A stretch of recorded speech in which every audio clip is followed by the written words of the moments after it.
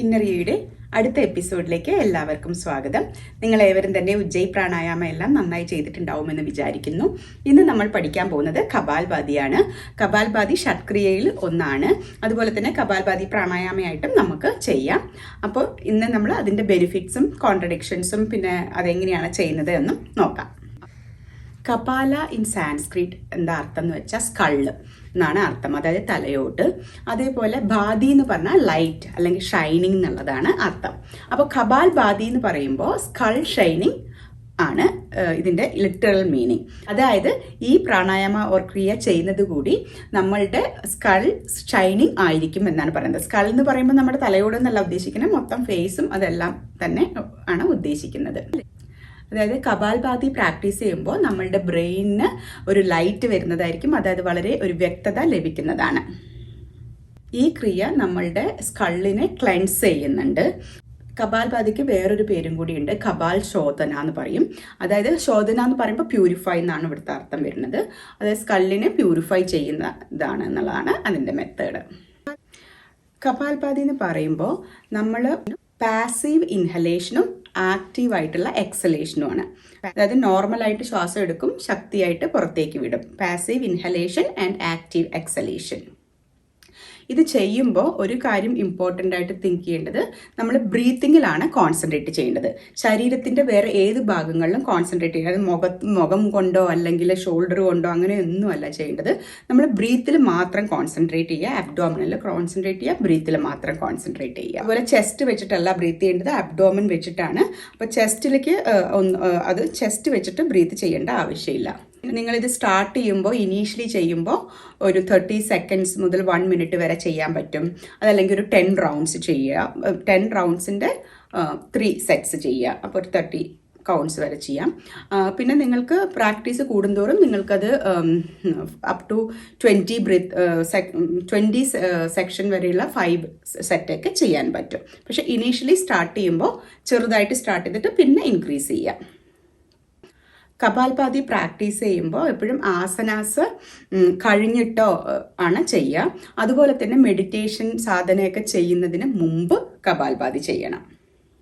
Daily ഏത് സമയത്ത് വേണമെങ്കിലും നമുക്ക് കപാൽഭാതി ചെയ്യാം. പക്ഷെ എപ്പോഴും മെയിനായിട്ട് ശ്രദ്ധിക്കേണ്ടത് കപാൽഭാതി ചെയ്യുമ്പോൾ എംപ്റ്റി സ്റ്റൊമക്കിലായിരിക്കണം കപാൽഭാതി ചെയ്യേണ്ടത്. അഥവാ നിങ്ങൾ ഭക്ഷണം കഴിച്ചു വെച്ചാൽ ഒരു 3 to 4 hours കഴിഞ്ഞ ശേഷം മാത്രമേ കപാൽഭാതി ചെയ്യാൻ പാടുകയുള്ളൂ.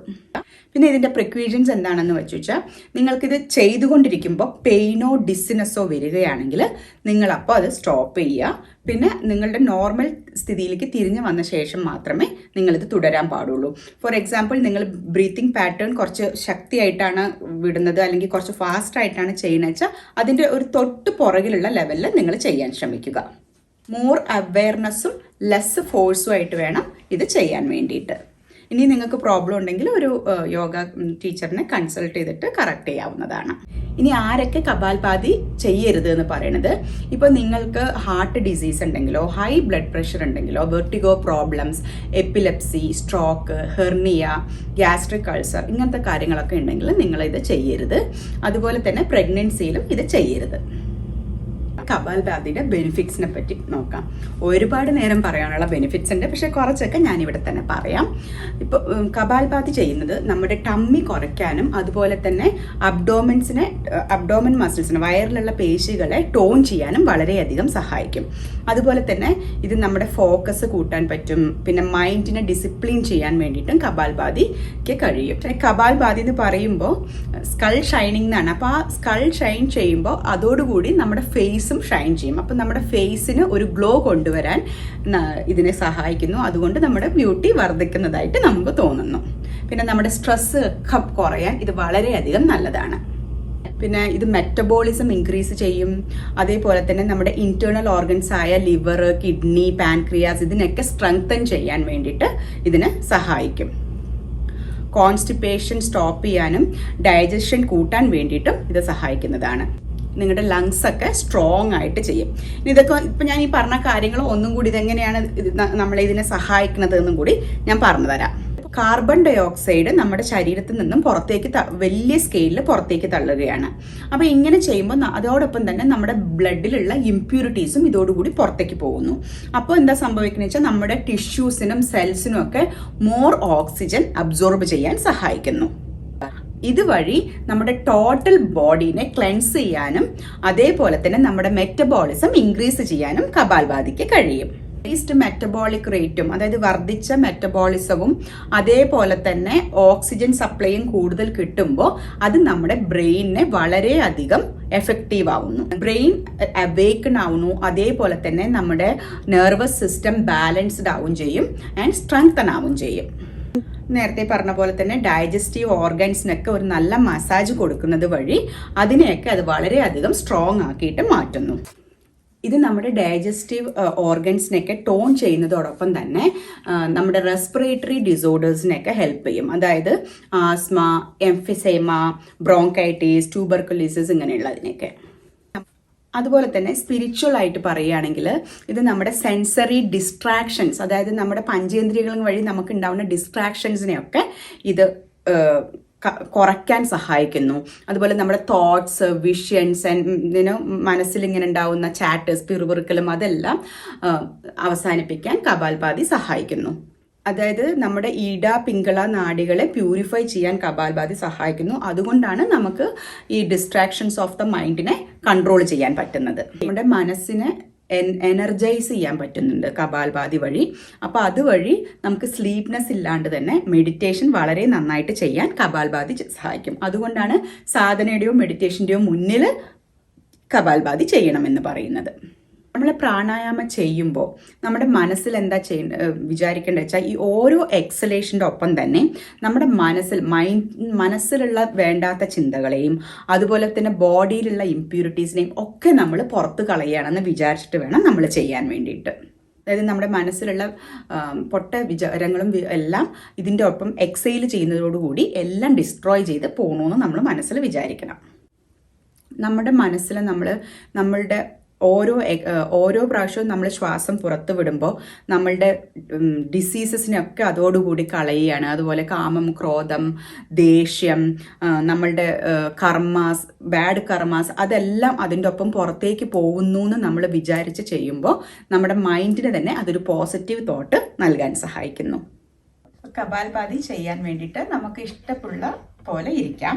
ഇപ്പോൾ സുഖാസനത്തിലോ പത്മാസനത്തിലോ അർദ്ധപത്മാസനത്തിലോ വജ്രാസനത്തിലോ ഏത് വിധത്തിലാണ് നിങ്ങൾക്ക് ഇരിക്കേണ്ടത് വെച്ചാൽ അതുപോലെ ഇരിക്കാം. ഇപ്പം നിങ്ങൾക്ക് ഇങ്ങനെ ചമളം പടിഞ്ഞിരിക്കാൻ പറ്റില്ല എന്നുണ്ടെങ്കിൽ നിങ്ങൾക്ക് ചെയറിലിരുന്നിട്ടും ഇത് ചെയ്യാവുന്നതാണ്. പിന്നെ നമ്മൾ 2 കൈകളും ജ്ഞാനമുദ്രയിൽ വെച്ചിരിക്കുകയാണ്. 2 തൈസിലായിട്ട് വെച്ചിരിക്കുന്നു. പിന്നെ ഇരിക്കുമ്പോൾ സ്ട്രെയിറ്റ് ആയിട്ട് ഇരിക്കാൻ നോക്കണം. പിന്നെ ക്ലോസ് യുവർ ഐസ്. തലയും നട്ടെല്ലും ഒരേ ലൈനിലായിട്ടിരിക്കണം. 2 കൈകളും നമ്മുടെ തൈസിൽ റെസ്റ്റ് ചെയ്യുകയാണ് ജ്ഞാനമുദ്രയിൽ. കണ്ണുകൾ അടച്ചു വെച്ചിട്ടുണ്ട്. ആൻഡ് നമ്മളുടെ ഹോൾ ബോഡി റിലാക്സ് ചെയ്യണം. ഇത് നമുക്ക് ഒരു ദീർഘശ്വാസം ഉള്ളിലേക്ക് എടുക്കുകയും അതേപോലെ തന്നെ പുറത്തേക്ക് വിടുകയും ചെയ്യാം.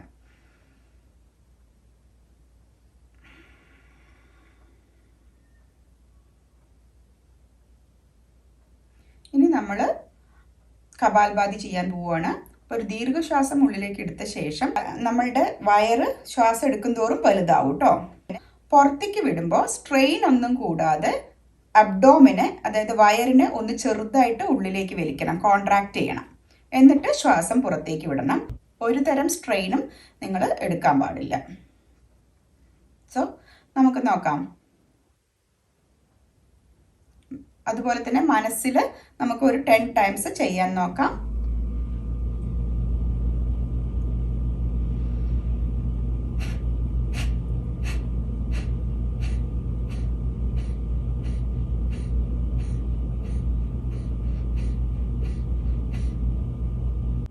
ഓരോ റൗണ്ട് ചെയ്യുന്നതിന് ശേഷവും നിങ്ങൾ കംപ്ലീറ്റ് ആയിട്ട് റെസ്റ്റ് ചെയ്യുമ്പോൾ എന്തൊക്കെ മാറ്റങ്ങളാണ് നമ്മുടെ ശരീരത്തിൽ ഇപ്പോൾ വന്നിട്ടുള്ളത് എന്ന് നോക്കുക.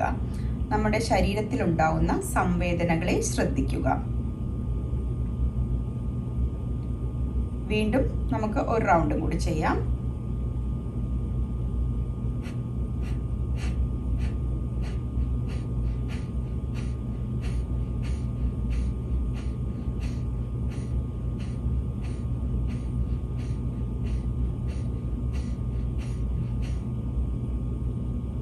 ശരീരത്തിലുണ്ടാവുന്ന സംവേദനകളെ ശ്രദ്ധിക്കൂ.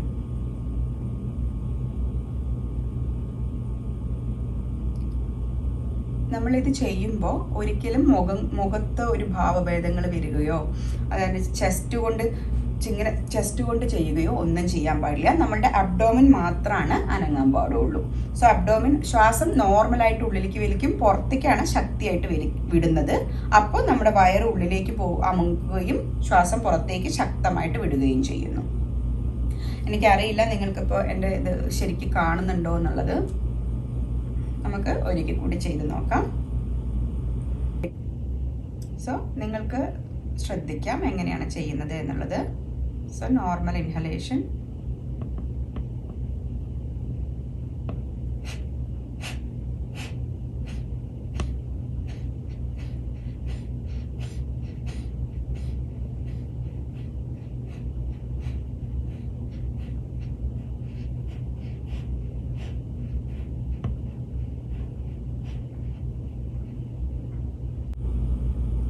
ശരീരത്തിൽ ഉണ്ടാവുന്ന സംവേദനങ്ങളെ ശ്രദ്ധിക്കൂ.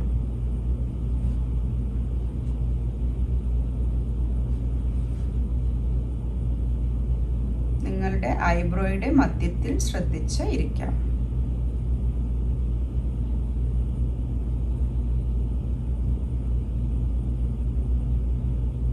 നിങ്ങൾ ശാന്തമായിട്ട് ഇരിക്കുകയാണ്.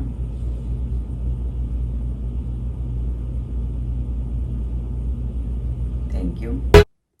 ഇന്നത്തെ എപ്പിസോഡ് നിങ്ങൾക്ക് ഏവർക്കും തന്നെ ഇഷ്ടമായി എന്ന് കരുതട്ടെ. അപ്പോൾ നിങ്ങളെല്ലാവരും പ്രാക്ടീസ് ചെയ്യൂ. അതോടൊപ്പം തന്നെ എന്നെ സപ്പോർട്ട് ചെയ്യാൻ വേണ്ടിയിട്ട് please subscribe my channel. Also like, comment and share with your friends. See you soon.